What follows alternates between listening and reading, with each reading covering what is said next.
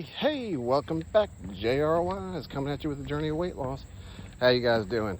I just recorded this video about 5 minutes ago, and I made a bunch of mistakes, so I'm doing it again.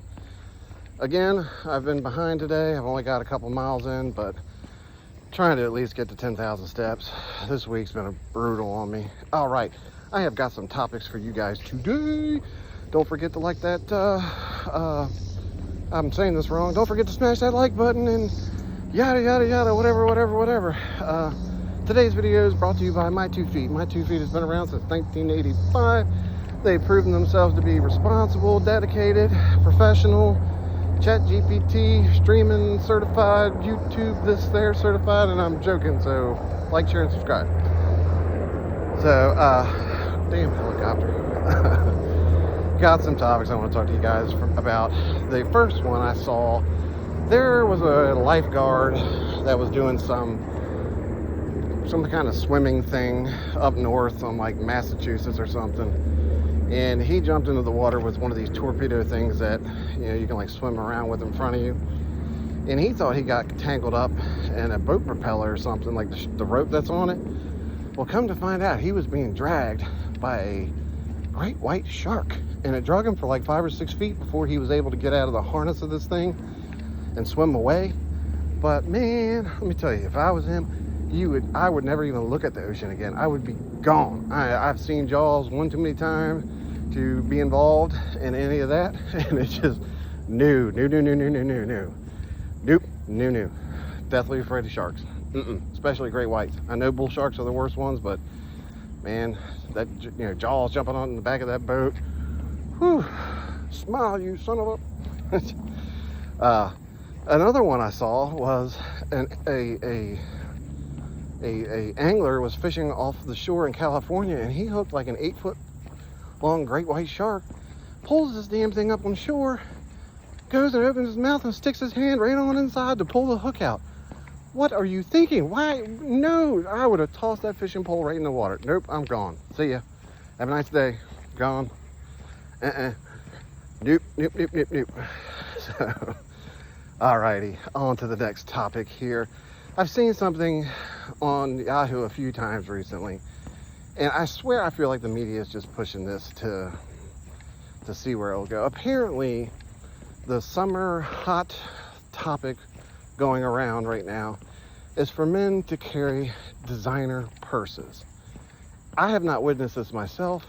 I'm not sure if it's true, but I can't help but feel that this is just the media trying to pull the wool over our eyes.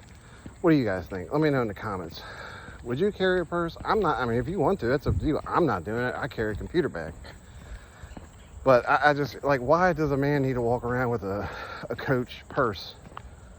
Or a Gucci purse? I don't feel like that would be the statement of wealth or whatever. I don't know. That's just me. My opinion. Let me know what you think. All right, and the other thing, I keep seeing this over and over recently because they keep talking about the Spider-Man movie, and they're talking about movies that flopped, and the one that they repeat over and over again is the John Carter movie. And I don't know if you guys have seen this movie or not, but I love it.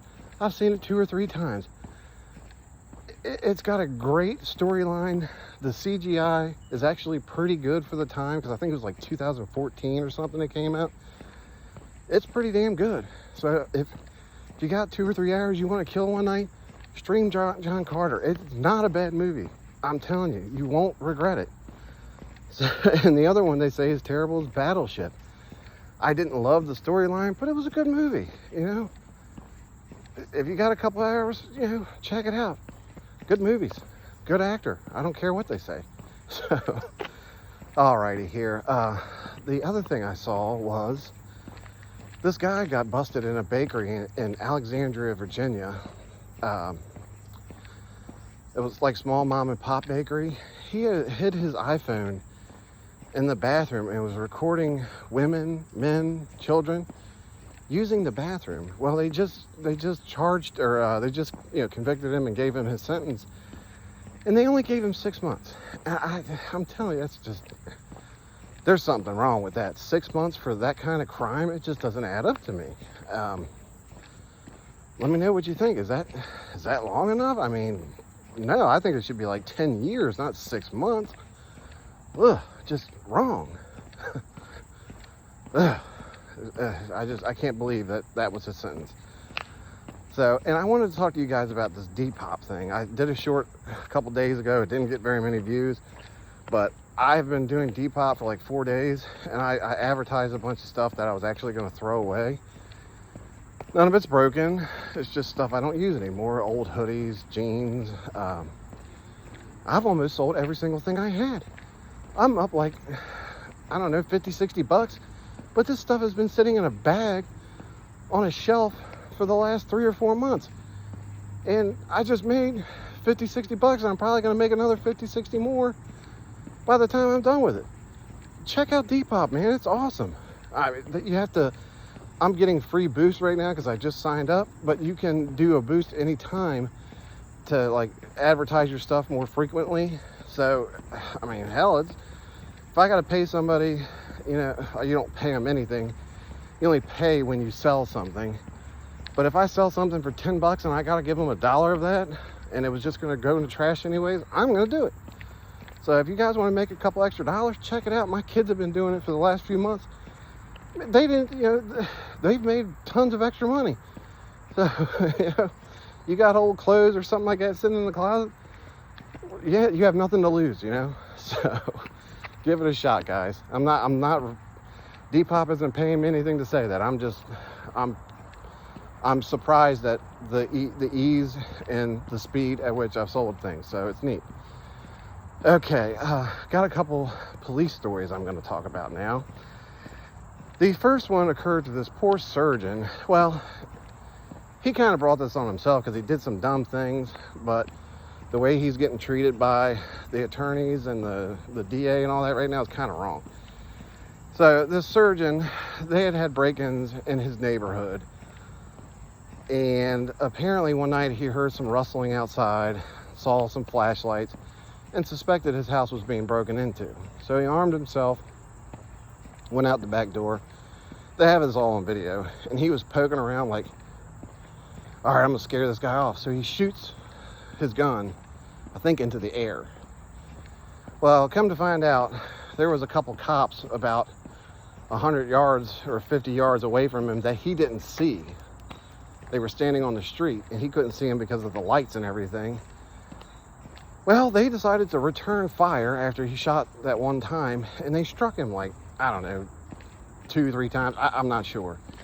But in that process, he mistakenly discharged his weapon 3 more times into the ground. So, he's now facing 10 years in prison for a complete, absolute mistake.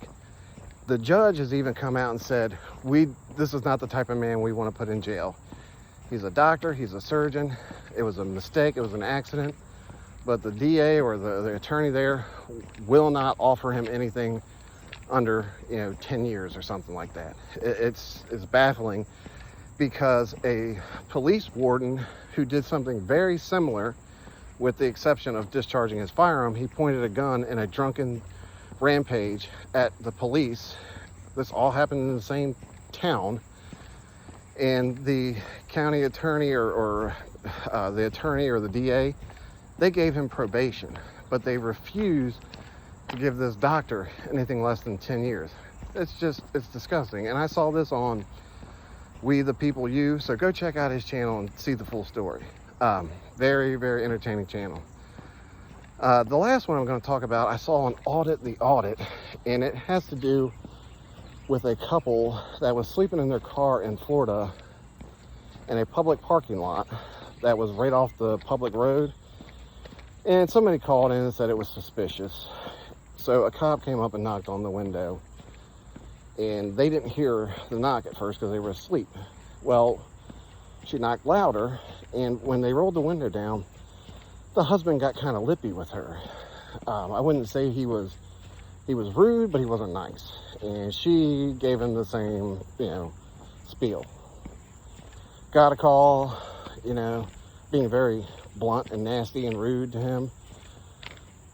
Well, they kind of got into it, and the guy said, you know, according to this code and this penal code, whatever, I don't have to give you my license because there was no crime committed.